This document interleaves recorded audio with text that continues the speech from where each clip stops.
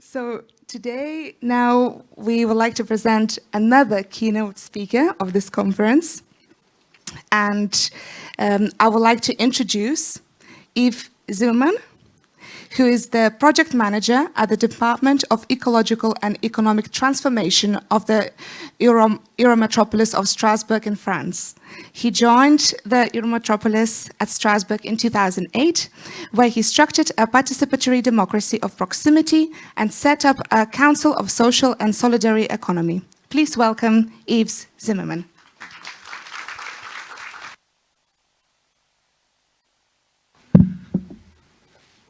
Good morning, everybody. I'm very pleased to be here with you today and connecting culture with green transition, ecological shift. It is very important for us also in Strasbourg. So I'm here. I was asked to talk to you.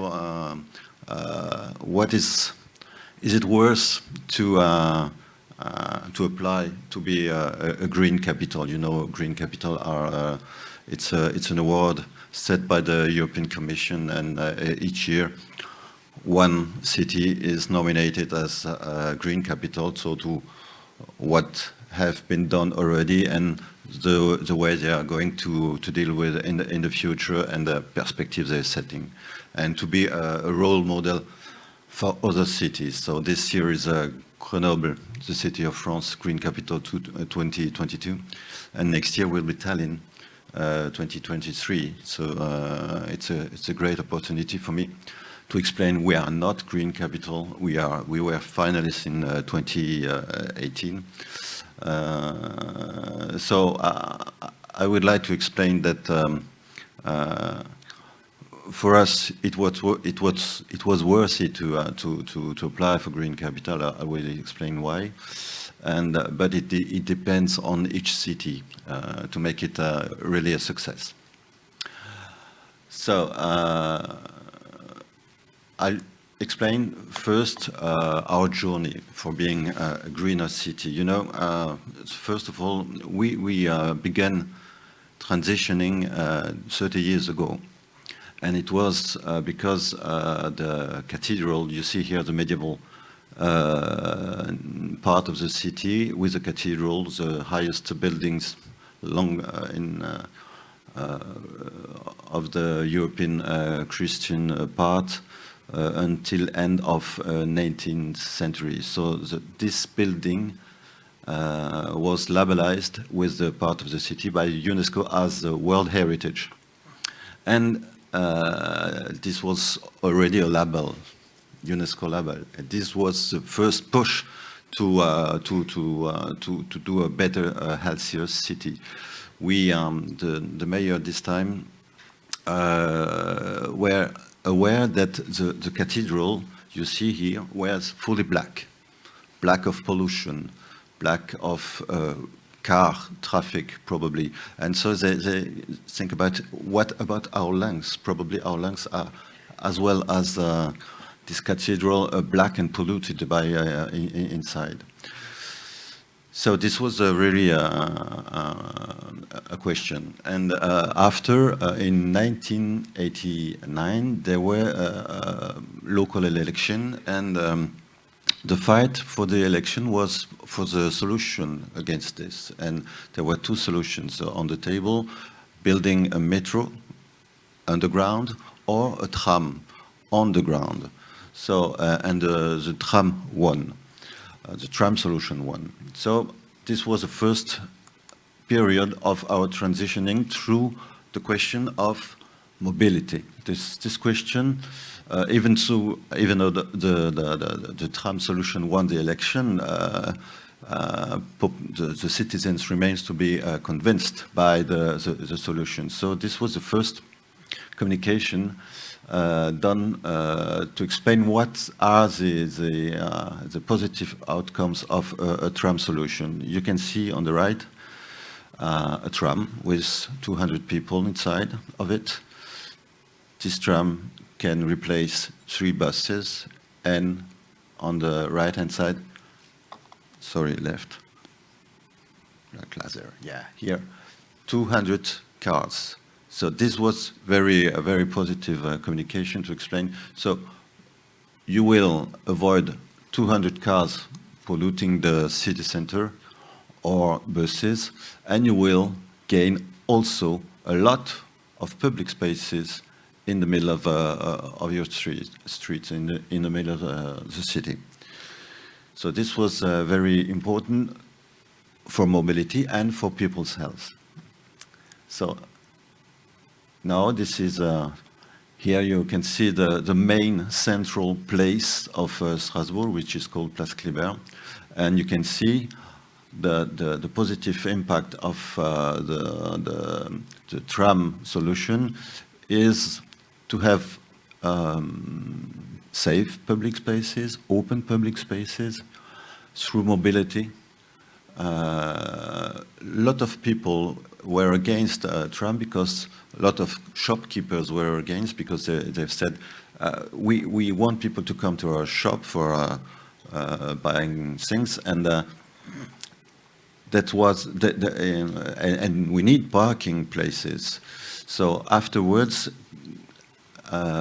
many years after, they have already set the conclusion that by providing a mobility solution, having such open and quality spaces, the shops were even more growing, and we have now the biggest commercial area in France, after Paris, is our city center. So here you can see the quality of life and the vitality of the economical city center. You can see here, this is a street where pedestrians, the city center is quite out of cars now at the moment. A lot of streets are pedestrians, walkable, and cycling. We have to face this other issue for the coexistence of walking people, cycling people, sometimes scooters, also terrace from the restaurant. This is, we have to share the spaces. This is another problem. But after, we also have fostered greener places, urban spaces with green infrastructure, indigenous species of trees and plants. And this is the Place Austerlitz. This was the place where tourist buses were parking before. And you can see now it's a place with a pedestrian path from the new bus station to the city center and the cathedral. After, you can see here another part of the city. This are the riverbanks of Quai des Bateliers, near the city center and the cathedral. And this was a very important way for car traffic, and we stopped the car traffic to be able to value the architectural site, and also to demonstrate that it's possible to green some streets, even though it's inside of a medieval, really urban place. So we plant some kind of tree, some trees in the middle of the city, ancient city. We developed also a tool, a digital tool for people, for citizens to be able to green their own spaces in front of their homes, so they have the possibility to plant what they want, and to take care about this part of their streets. It's called Strasbourg ça pousse, Strasbourg it grows. So this was the first time. The second period of time came after 2008. The new mayor, elected mayor, was the opinion that we have to stop the urban sprawling. You know, Strasbourg is located in the middle of Rhine Valley, the space is limited. So different projects were supposed to be built outside of the city, and the mayor decided not to, and to keep them in the middle, in the city center, the Court of Justice, the Justice Palace, the Congress and Exhibition Center, and other social seats have been kept in the center of the city. And he built a concept called building the city on the city by refurbishing a very important part of our city, which was formerly port facilities, and he turned the city to Germany. You can see here, this is a new part of refurbishing part of the city called the Rive, 2 riversides, and it's about 250 hectares of brownfields been refurbished to host about 9,000 homes and produce 8,500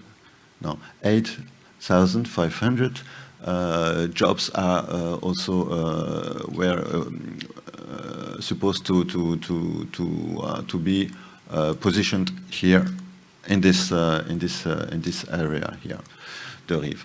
It was also the possibility to extend the tram line to connect the city center of Strasbourg to the city next over the Rhine, the German city called Kehl, with a tram line to connect the both city boundary.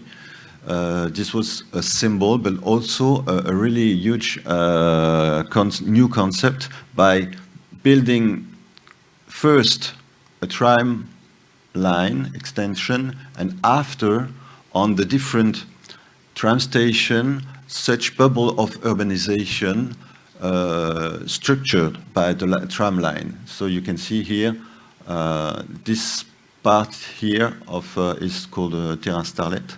This here you can see here the green star here. You can see, so first the tram line and after housing and infrastructure. By doing this on the Two River side project, we were able to connect our green reserve here to the green reserve here through green and blue infrastructure through the port area with this project here. So we are going to have green and blue infrastructure connecting here, and also going through to the city, so to bring our biodiversity to the city center through river banks and blue infrastructure also. This is a way for also for biodiversity, green infrastructure also, but for health and healthy leisure. So the third period of time is another one which was very important because it was made by citizens. This is very important. You can see here we had historically a green belt. Green belt here around the city. This green belt has been extended also here a little bit in the south. This belt was set up on a law from 1922 and 1927. But this law was really sometimes very flexible, and buildings were not really avoided. But after a new concept came, which is here, natural urban parks. We have two natural urban parks here. The first one here, and the second one took place here in the north of the city, connecting the reserve to the city. And these natural urban parks are quite a lot of 24% of the territory. And these river parks were, these urban parks were built under the meaning of the SDGs. The action plan was built by the citizens and took place into the framework of the 17 SDGs, and even the 18th SDGs, which is culture. So the citizens were on the play, and you can see they decide what they are going to do. For example, here you have an extension of a school. They decide to have shared gardens, to let forest hills, or to have a green place, just to a green theater, yes, to have nature. And also with culture, that was the best way for us to green the neighborhood, to green this part of the city, and to have a balance and social acceptance between nature and greening the city. So, and now we are here. We have this green belt. The new elected team in 2020 was really willing to strengthen the green belt in the way, and even to have a better and a wider green belt in order to have a better climate adaptation also, and a healthier air pollution. We have clean air. We need to have clean air, because here it was also already we have a highway here in the middle of the city, and a lot of people were suffering about air pollution here in the city. This is meant to help to have green infrastructure also, but also cleaner air. And we decide to have a systemic thinking through the SDGs, and to build a city at human scale. And this way of building the city, as you can see, with different purposes. You have here, you can get to, this means ride for and bars and social points to meet people. You have also learning rides with pink with yellow dots, and also market farms here, for example, in the north of the city here, and the south also here, market farms and water and sports activity. This is very important to begin with a systemic approach, and we are really keen to continue. It's a beginning of this new way of thinking, the way to build a green infrastructure. But it's, for us, the best way to have a great balance between grey and green. Okay, and this is the last pictures. This is a part of the natural urban park in Strasbourg. And so, to answer the question, was it worth to apply for green capital? I would say green capital is very important to detect, to identify your weaknesses, and then to work on your weaknesses. That's why we have green capital. Is about 12 different topics, and one of the topics for us was governance.